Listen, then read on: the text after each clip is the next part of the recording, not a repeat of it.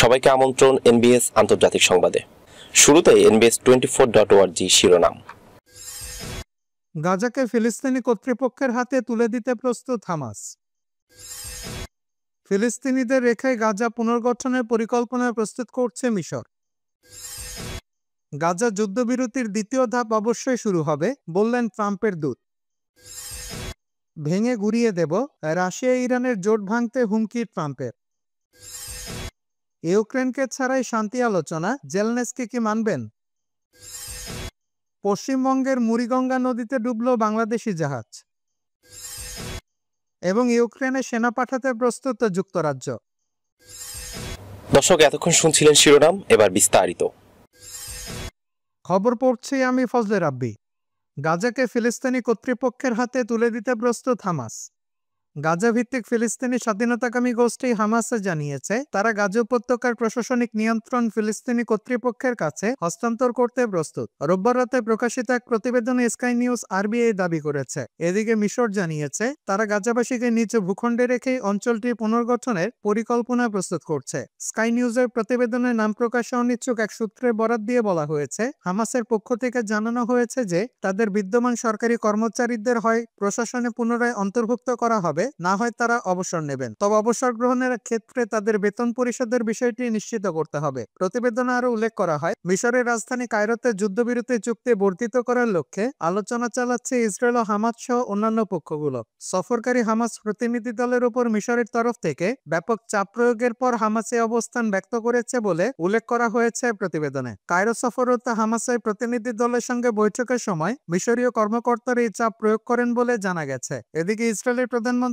কার্যালয় সোমবার জানিয়েছে গাজায় জিম্মি বিনিময় যুদ্ধবিরতির বিষয়ে আলোচনা করতে কায়রোতে একটি উচ্চ পর্যায়ের প্রতিনিধি দল পাঠানো হবে সোমবার। এই প্রতিনিধি দলের নেতৃত্ব দেবেন জিম্মিদের এবং নিখোঁজ ব্যক্তিদের বিষয়ে দেখভালকারী সমন্বয়ক ব্রিগেডিয়ার জেনারেল অবসরপ্রাপ্ত গাল হির্শ। তার সঙ্গে থাকবেন ইসরায়েলের নিরাপত্তা সংস্থা শিন বেতের একজন ঊর্ধ্বতন কর্মকর্তা, তার নাম উল্লেখ করা হয়নি। প্রতিনিধি দলটি মূলত যুদ্ধবিরতি ও জিম্মি বিনিময় চুক্তির প্রথম ধাপ বাস্তবায়নের বিষয়ে আলোচনা করবে। এই ধাপে 6 জীবিত জিম্মিকে মুক্তি দেওয়ার পরিকল্পনা রয়েছে। অপরদিকে মিশরের president Abdel Fattah al CC জানিয়েছেন ফিলিস্তিনিদের নিজ বাসভূমি থেকে না সরিয়ে যুদ্ধবিধ্বস্ত গাজা পুনর্গঠনের একটি সামগ্রিক পরিকল্পনা করছে তার দেশ।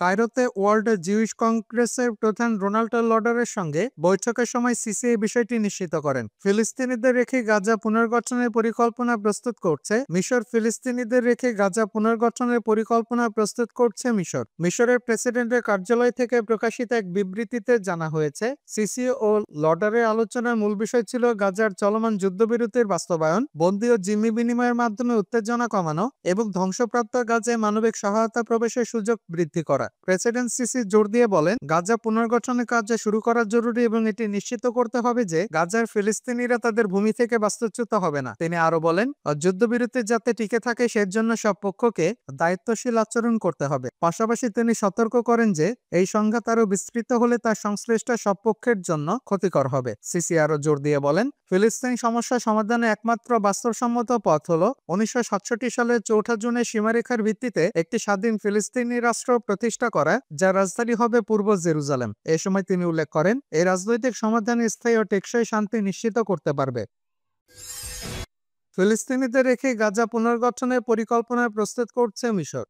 ফিলিস্তিনিদের নিচে বাসভূমি থেকে না সরিয়ে যুদ্ধবিধ্বস্ত গাজা পুনর্গঠনের একটি সামগ্রিক পরিকল্পনা করছে মিশর, এমনটাই জানিয়েছেন দেশটির president Abdel Fattah al CC. রোববার তিনি নিশ্চিত করেন যে তার দেশে গাজা উপত্যকা পুনর্গঠনের একটি সামগ্রিক পরিকল্পনা প্রস্তুত করছে। ফিলিস্তিনিদের বাস্তুচ্যুত না করে এই পরিকল্পনা বাস্তবায়িত হবে। তুরস্কের রাষ্ট্র পরিচালিত সংবাদ সংস্থা আনাদুল এজেন্সির প্রতিবেদনে বলা হয়েছে, মিশরের রাজধানী কায়রোতে ওয়ার্ল্ড জিউইশ কংগ্রেসের প্রধান রোনাল্ড লডারের সঙ্গে বৈঠকের সময় সিসি এই বিষয়টি নিশ্চিত করেন। মিশরের প্রেসিডেন্টের কার্যালয় থেকে প্রকাশিত এক বিবৃতিতে জানানো হয়েছে, সিসি ও লডারের আলোচনার মূল বিষয় ছিল গাজায় চলমান যুদ্ধবিরতির বাস্তবায়ন, বন্দী ও জিম্মি বিনিময়ের মাধ্যমে উত্তেজনা কমানো এবং ধ্বংসপ্রাপ্ত গাজায় মানবিক সহায়তা প্রবেশের সুযোগ বৃদ্ধি করা। প্রেসিডেন্ট সিসি জোর দিয়ে বলেন, গাজা পুনর্গঠনের কাজ শুরু করা জরুরি এবং এটি নিশ্চিত করতে হবে যে গাজার ফিলিস্তিনিরা তাদের ভূমি থেকে বাস্তুচ্যুত হবে না। তিনি আরো বলেন, যুদ্ধবিরতি যাতে টিকে থাকে সেই জন্য সব পক্ষকে দায়িত্বশীল আচরণ করতে হবে।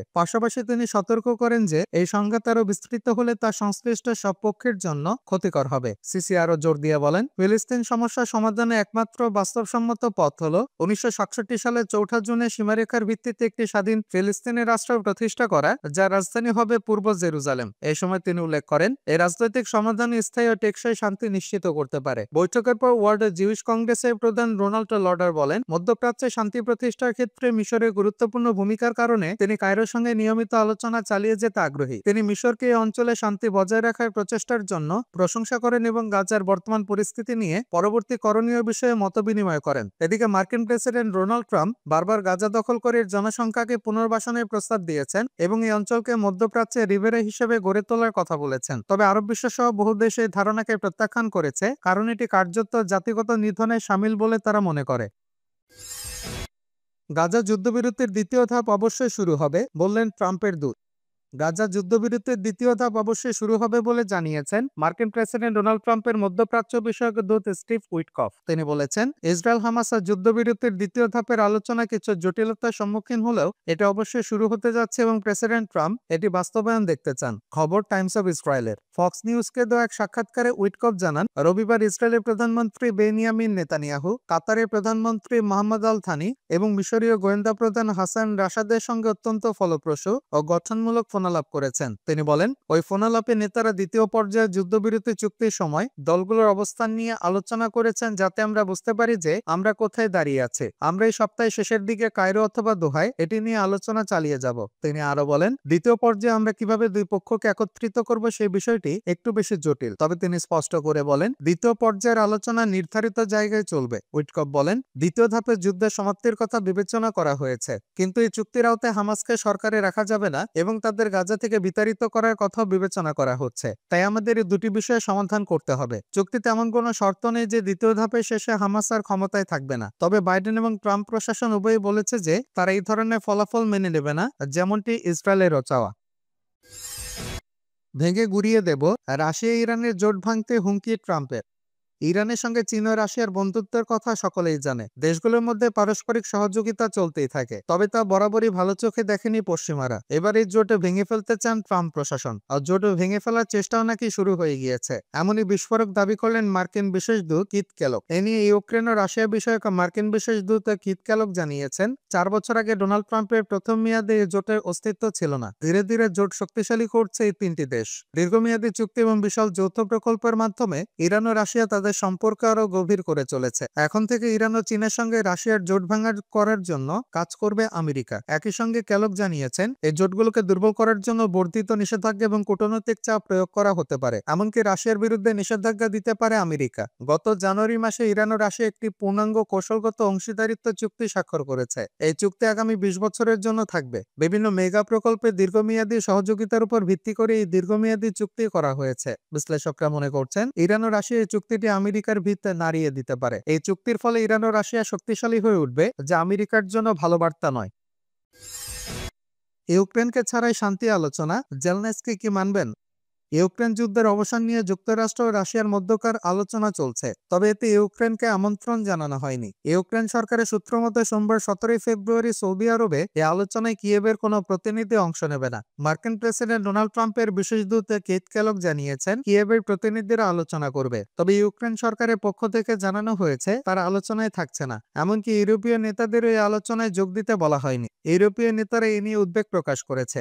একই সঙ্গে প্যারিসে ইউক্রেন যুদ্ধ নিয়ে একটি জরুরি বৈঠক আয়োজন করেছে। গত সপ্তাহে ইউক্রেন যুদ্ধ নিয়ে তার অবস্থান পরিবর্তনের ইঙ্গিত দেয় ওয়াশিংটন। বিভিন্ন পক্ষ থেকে এখন আলাদা বৈঠক করছে, যার মধ্যে যুক্তরাষ্ট্র ও রাশিয়া মুখোমুখি আলোচনা শুরু করেছে। বৈঠকে মার্কিন পররাষ্ট্রমন্ত্রী মার্কো রুবিও ও জাতীয় নিরাপত্তা উপদেষ্টা মাইক ওয়ালটসও অংশ নেবেন। এর আগে ট্রাম্প ও রুশ প্রেসিডেন্ট পুতিনের মধ্যে ফোনালাপ হয়। ইউক্রেনের প্রেসিডেন্ট ভলোদিমির জেলেনস্কি বারবার বলেছেন, কিয়েভকে বাদ দিয়ে করা কোনো শান্তি চুক্তি তিনি চান না। একই সঙ্গে ইউক্রেন যুদ্ধের বিষয়ে যুক্তরাষ্ট্র ও রাশিয়ার মধ্যে কোনো সিদ্ধান্ত মেনে নেবে না। পশ্চিমবঙ্গের মুড়িগঙ্গা নদীতে ডুবল বাংলাদেশি জাহাজ। ভারতের পশ্চিমবঙ্গ রাজ্যের মুড়িগঙ্গা নদীতে বালুচরে ধাক্কা খেয়ে ছাইবাহী বাংলাদেশের একটি কার্গো জাহাজ ডুবে গেছে। সোমবার পশ্চিমবঙ্গের দক্ষিণ 24 পরগনা জেলায় মুড়িগঙ্গা নদীতে ওই কার্গো ডুবতে শুরু করে বলে রাজ্য সরকারের একজন কর্মকর্তা জানিয়েছেন। ওই কর্মকর্তা বলেছেন, দুর্ঘটনা কবলে পড়া কার্গো জাহাজটি থেকে ছাই সরিয়ে নেওয়ার পর সেটি বাংলাদেশের উদ্দেশ্যে যাত্রা শুরু করবে। জাহাজটি থেকে নদীতে ছাই ছড়িয়ে পড়ছে বলে স্থানীয় জেলেরা অভিযোগ করছেন। ভারতীয় অভ্যন্তরীণ নৌ কর্তৃপক্ষ বা IWAI এর কর্মকর্তারা বলেছেন, বাংলাদেশের জাহাজের সব ক্রু সদস্য নিরাপদ আছেন। তাদের জাহাজ থেকে উদ্ধারের পর সাগর থানায় নেওয়া হয়েছে। ছাইবাহী কার্গোটি সরিয়ে নেওয়ার প্রক্রিয়া চলছে, যাতে সেটি প্রতিবেশী দেশে ফিরে যেতে পারে।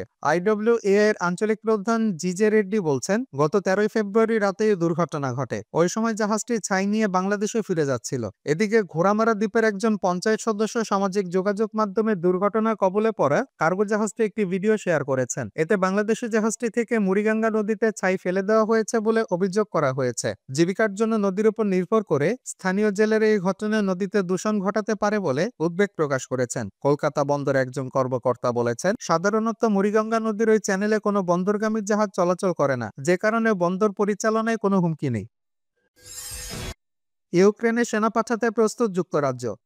ইউক্রেনের সঙ্গে শান্তি চুক্তির অংশ হিসেবে দেশটি নিজেদের সেনা মোতায়েনের জন্য প্রস্তুত এবং ইচ্ছুক বলে জানিয়েছেন ব্রিটিশ প্রধানমন্ত্রী স্যার কিয়ার স্টারমার। সোমবার 17 ফেব্রুয়ারি প্যারিসে ইউরোপীয় নেতাদের সঙ্গে জরুরি শীর্ষ সম্মেলনে যোগ দেওয়ার আগে স্টারমার বলেন, যুক্তরাজ্য প্রয়োজনে নিজস্ব সেনা মোতায়েন করে ইউক্রেনের নিরাপত্তা নিশ্চয়তা দিতে প্রস্তুত। ডেইলি টেলিগ্রামে তিনি লিখেছেন, আমি এটি হালকাভাবে বলছি না। ব্রিটিশ পুরুষ এবং নারী সেনাদের সম্ভাব্য কঠিন বিপদের মুখে ফেলার যে দায়, সেটি আমি গভীরভাবে অনুভব করি। ব্রিটিশ প্রধানমন্ত্রী আরো বলেন, ইউক্রেনের নিরাপত্তা নিশ্চিত সহায়তা করার যে কোনো ভূমিকা আমাদের দেশ এবং মহাদেশের নিরাপত্তা নিশ্চিত করতে ভূমিকা রাখছে। তিনি বলেন, ভবিষ্যতে পুতিনকে আরো আগ্রাসন থেকে বিরত রাখতে হলে ইউক্রেনে স্থায়ী শান্তি নিশ্চিত করা অপরিহার্য। ইউক্রেনের সাথে রাশিয়ার যুদ্ধের সমাপ্তি হতে পারে নতুন আক্রমণের আগে পুতিনের কেবল একটি সাময়িক বিরতি। ইউক্রেনীয় অধিকৃত এবং রাশিয়া অধিকৃত অঞ্চলের সীমান্তে অন্যান্য ইউরোপীয় দেশগুলোর সেনাদের সঙ্গে যুক্তরাজ্যের মোতায়েন করা যেতে পারে বলে মনে করেন তিনি। দর্শক, এই ছিল এখনকার মতো। আমাদের পরবর্তী সংবাদ দেখার আমন্ত্রণ জানিয়ে বিদায় নিচ্ছি আমি শফিউল আলম আরাফ।